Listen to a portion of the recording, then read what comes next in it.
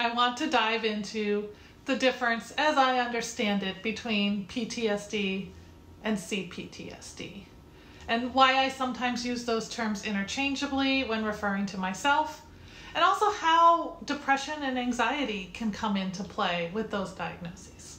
So, are you ready for some alphabet soup? I'm Jen Tatro, and this is From Jen.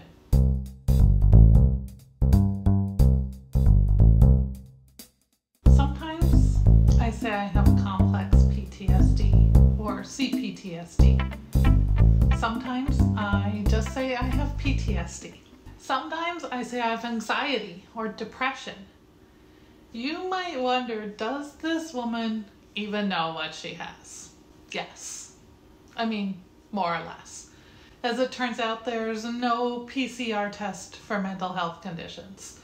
You go to a therapist, you talk to them a lot about how you feel and how you think and how you view the world, and they assemble all that information into a picture of you that may or may not match up with a symptom list from their big book of brain problems, the Diagnostic and Statistical Manual of Mental Disorders, 5th edition, or the DSM-5. Clearly, I am not a therapist myself. I am just a person coming to terms with the influence of trauma, stress, and chemical imbalances on the way my brain works.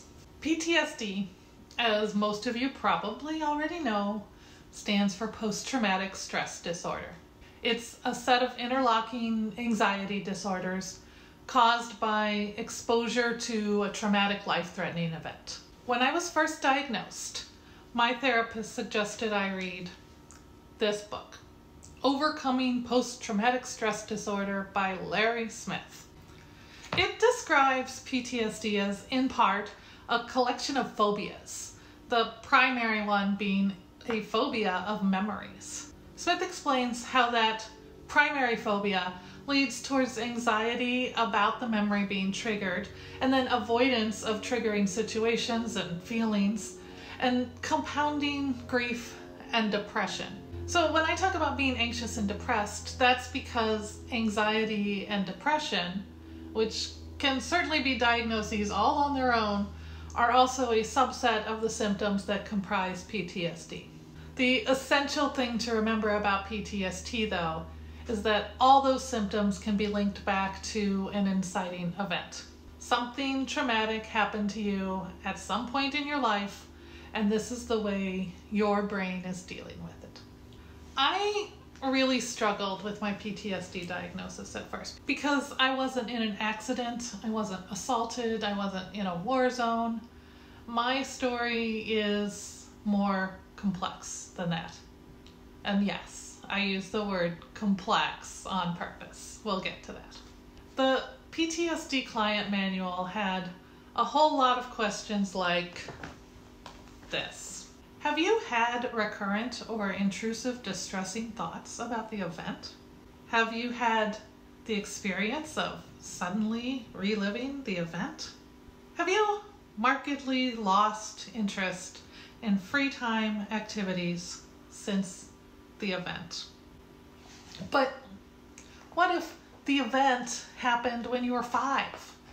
Or 3, or 1? What if it happened so early that since the event is basically your whole life?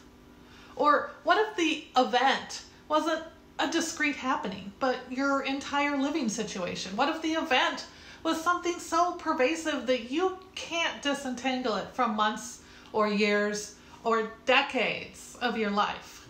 That can result in a much more complex case of PTSD. Complex PTSD, or CPTSD, is just that. It's PTSD made more complex by circumstances like childhood or ongoing trauma. Remember that big book of mental disorders I mentioned earlier, the DSM-5? CPTSD is not in it. If you have CPTSD, especially if you're in a healthcare system that likes everything wrapped up in neat, tidy ribbons, you are likely to be diagnosed with the DSM-approved PTSD. But Your therapist might warn you that your complex case could take longer to treat, or that childhood trauma has more long-lasting impacts on the brain.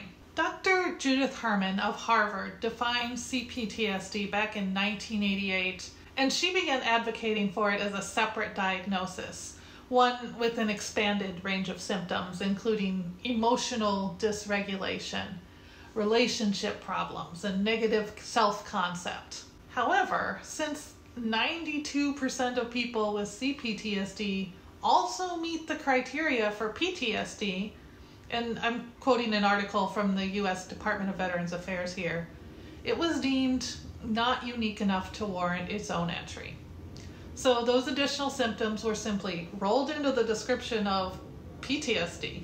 As it stands now, CPTSD is exactly what the name advertises. It is complex PTSD. So why do I and so many others continue to say we have CPTSD instead of defaulting back to just PTSD? It's because when I read the description of PTSD, it didn't make sense. Nothing about it lined up with my experiences. When I dug deeper and I began reading about complex PTSD, everything made sense. When I was first diagnosed, I couldn't have pinpointed a specific incidence of trauma, and I couldn't really even answer the diagnostic questions about it because I had no sense of life before this so-called triggering event. Trauma from childhood or from an ongoing situation becomes more integrated into our psyches. It's processed differently than a specific event in adulthood would be. So it's harder, if not impossible, to isolate and root out that trauma. It was only with a lot of work and the help of a therapist that I could start untangling my reactions, separating normal from harmful, following the lines of my triggers back to the main root.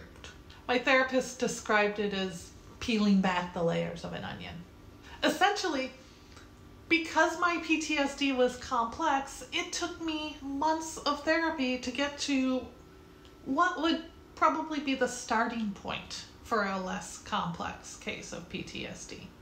Complex PTSD, CPTSD, is a form of PTSD. And PTSD is a combination of anxiety and depression stemming from a specific root. So you'll notice me and others use all of those terms depending on which specific aspect of the disorder we're discussing. Does this all make sense? Let me know in the comments, and if you found this video interesting and informative, give it a thumbs up. Subscribe if you haven't already. And as always, I am wishing you love and joy and all of those good things, and I can't wait to talk to you again.